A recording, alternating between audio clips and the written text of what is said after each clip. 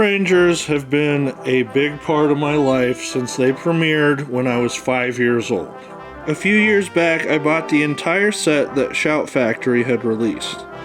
This spans from the first season of Mighty Morphin Power Rangers all the way to Power Rangers RPM. We're talking 1993 to 2009, 17 seasons, and over 700 episodes. Wow, 700 episodes. I have wasted a lot of time. However, up until recently, I had only watched up through the 14th season, Mystic Force. It's pretty cool. It combines the futuristic sci-fi elements of the Power Rangers with more traditional fairy tale type magic. Kind of what I would expect if Harry Potter teamed up with the Rangers. So I finished Mystic Force and then kind of took a break from my Ranger pals. Why? Because it's almost unanimous among Power Ranger fans that the next season, Operation Overdrive, is the very worst of the series.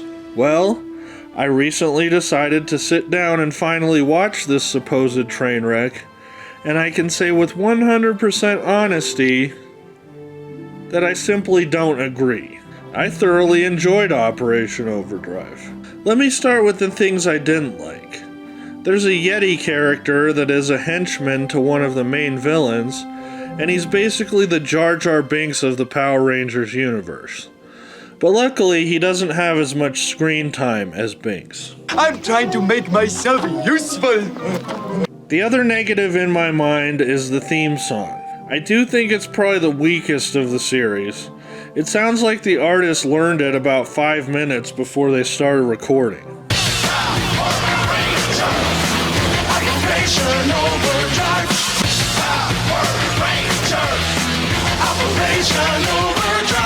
But other than that, I'm kind of perplexed about all the hate this season gets. For me, the good outweighs the bad. The basic premise is that the Rangers need to find 5 jewels that belong to a magical crown called the Corona Aurora.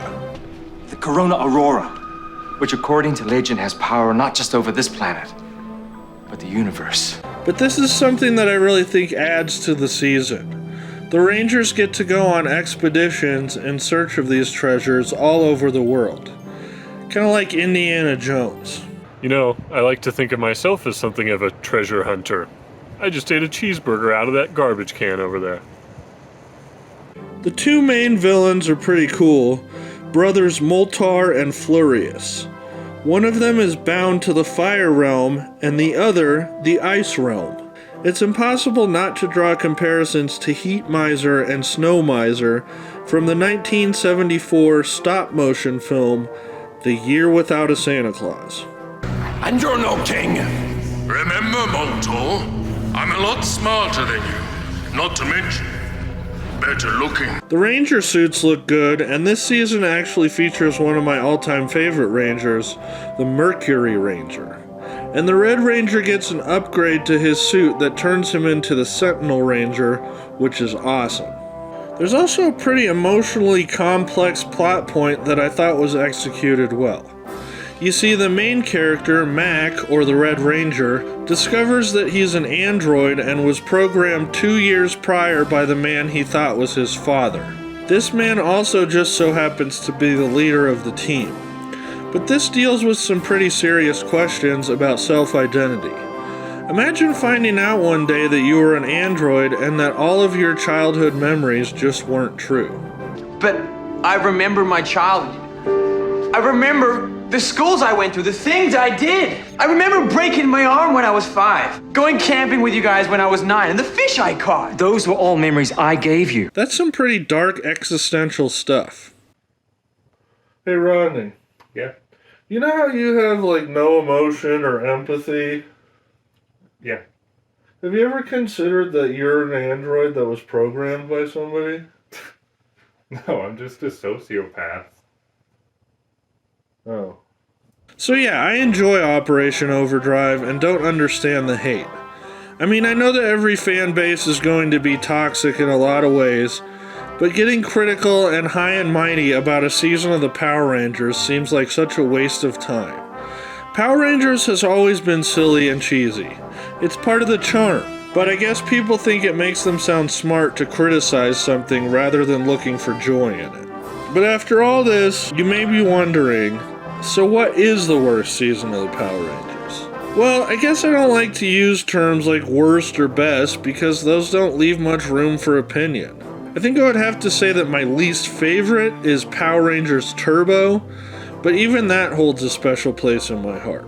All of it is Power Rangers to me. I guess the point I'm trying to make is that it's okay to like things that other people don't, and it's okay to stand up for those things.